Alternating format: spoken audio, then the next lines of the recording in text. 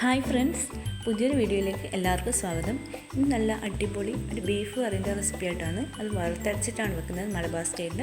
അതിന് 1 കപ്പ് തേങ്ങ, ഒരു 2 ഇഞ്ച് വലുപ്പത്തിൽ ഇഞ്ചി, 10 അല്ലി വെളുത്തുള്ളി, 2 ടീസ്പൂൺ മഞ്ഞൾപ്പൊടി, 2 ടേബിൾ സ്പൂൺ എരിവില്ലാത്ത മുളക് പൊടി, 2 ടേബിൾ സ്പൂൺ വറുത്ത മല്ലിപ്പൊടി, ഒരു മീഡിയം സൈസ് സവാള അരിഞ്ഞത്. ഇതെല്ലാം കൂടിയിട്ട് അതിൻ്റെ കൂടെ 1 ടേബിൾ സ്പൂൺ വലിയ ജീരകവും.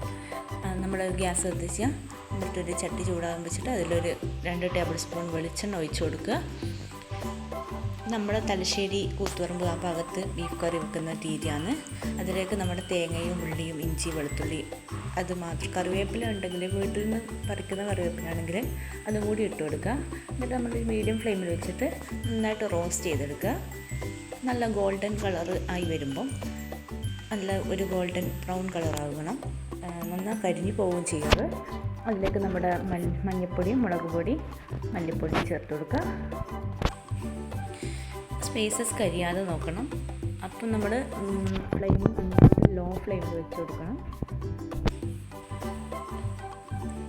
നല്ല ടേസ്റ്റാണിത്. ഒറോട്ടിൻ്റെ കൂടെയും പത്തിലിൻ്റെ കൂടെയൊക്കെ കഴിക്കാൻ വേണ്ടിയിട്ട്. അധികവും നമ്മുടെ നേർച്ചകൾക്കൊക്കെ ഇങ്ങനെ വറുത്തരച്ചിട്ടാണ് സാധാരണ ബീഫ് കറി വെക്കാറുള്ളത് നമ്മുടെ മലബാർ ഏരിയയിൽ. ഞാനിവിടെ 1 കിലോ ബീഫ് എടുത്തിട്ടുണ്ട്. അതിൻ്റെ കൂടെ 3 സവാള, ഒരു 4 തക്കാളി, 1 ടേബിൾ സ്പൂൺ ഇഞ്ചി വെളുത്തുള്ളി, ഒരു 4 പച്ചമുളക് എടുത്തിട്ടുണ്ട്. അത് നല്ല നൈസായിട്ട് അരിഞ്ഞെടുക്കുക.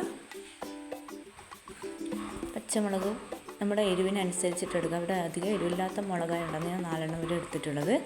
ബീഫ് നന്നായിട്ട് കഴുകി വൃത്തിയാക്കി ക്ലീൻ ചെയ്ത് വെച്ചിട്ട് അതിൽ ആവശ്യത്തിന് ഉപ്പിടുക. ഇവിടെ കല്ലുപ്പാണ് ഞാൻ ഉപയോഗിക്കാറ്. പൊടിയുപ്പ് സാധാരണ മായമൊക്കെ പറയുന്നുണ്ട്, അധികം നമ്മൾ കല്ലുപ്പ് തന്നെ ഉപയോഗിക്കുന്നത്. നന്നായിട്ട് ബീഫ് ക്ലീൻ ചെയ്ത് വെച്ചതിന് ശേഷം നമുക്ക് ബീഫിലേക്ക് പിടിക്കാൻ വേണ്ടി കുറച്ച് മസാലകൾ ചേർക്കാം. കുറച്ച് മഞ്ഞൾപ്പൊടി, 2 ടീസ്പൂൺ മുളക് പൊടി, കുറച്ച് കുരുമുളക് പൊടി, 1 ടേബിൾ സ്പൂൺ നിങ്ങളുടെ ഇഷ്ടത്തിന് ചേർക്കാം. ഒരു 1/2 ടീസ്പൂൺ ഗരം മസാല. ഗരം മസാല ഞാൻ ഓവർ ചേർക്കാറില്ല, അതിലൊരു കുത്തൽ വരും ഓവറായാൽ. അപ്പം മസാല നന്നായിട്ട് ബീഫിൽ നന്നായിട്ട് തിരുമ്മി പിടിപ്പിക്കണം. അതിൽ നമ്മൾ ഒരു 1/2 ടേബിൾ സ്പൂൺ വറുത്ത മല്ലിപ്പൊടിയും കൂടി ചേർക്കുന്നുണ്ട്.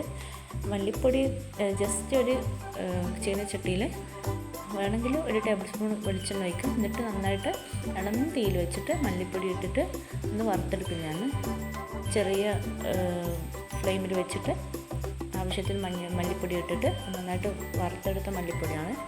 ഇനി നമുക്ക് കുക്കിങ്ങിലേക്ക് എടുക്കാം. ഗ്യാസ് കത്തിച്ച് കുക്കർ വെച്ചിട്ടുണ്ട്. അത് കുക്കർ ചൂടായി വരുമ്പോൾ ആവശ്യത്തിന് വെളിച്ചെണ്ണ ഒഴിക്കുക.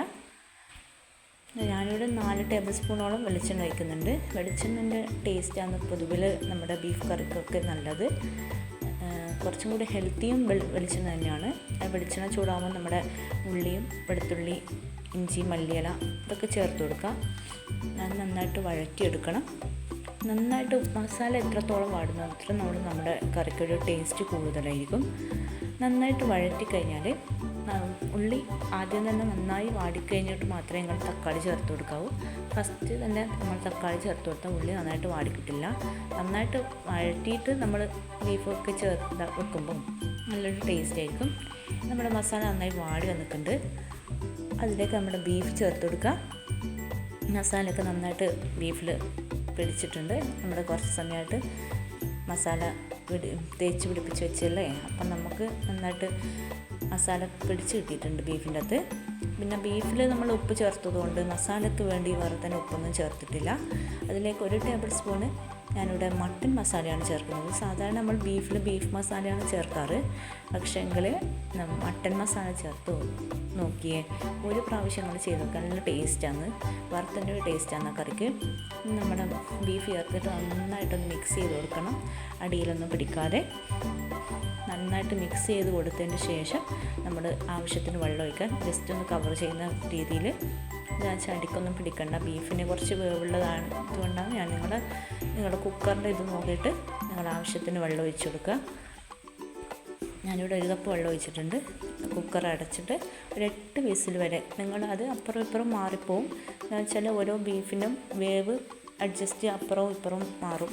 അതിനനുസരിച്ച് നിങ്ങൾ ചെയ്താൽ മതി. അപ്പോഴേക്കും ഞാനിവിടെ തേങ്ങ അരച്ച് വെച്ചിട്ടുണ്ട്. ഇനി നമ്മുടെ ബീഫ് നന്നായിട്ട് വെന്തിട്ടുണ്ട്. അടിക്കൊന്ന് പിടിക്കാൻ നല്ല അടിപൊളിയായിട്ട് കിട്ടിയിട്ടുണ്ട്.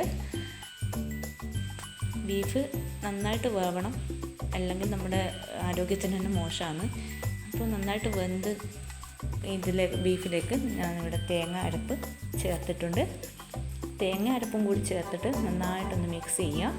ഇനി തേങ്ങയുടെ പച്ചമണം മാറുന്ന വരെ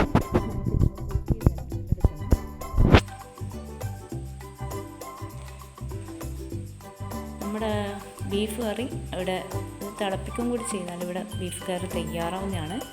ആ തേങ്ങയുടെ പച്ചമണം ഒന്ന് മാറാൻ വേണ്ടി ജസ്റ്റ് ഒന്ന് ഒരു 5 മിനിറ്റ് നമ്മൾ ഒന്ന് ചൂടാക്കി എടുക്കുകയേ വേണ്ടുള്ളൂ. തേങ്ങ ഒന്ന് തിളച്ച് കിട്ടണം. ആ സമയത്ത് നമുക്ക് മല്ലിയിലൊക്കെ ചേർക്കാം. അടിപൊളി ടേസ്റ്റുള്ള ബീഫ് കറിയാണ്. എല്ലാവരും തയ്യാറാക്കി നോക്കണം. പറ്റുമെങ്കിൽ ചാനൽ ഇഷ്ടപ്പെട്ടെന്ന് സബ്സ്ക്രൈബ് ചെയ്യുക. Thank you for watching.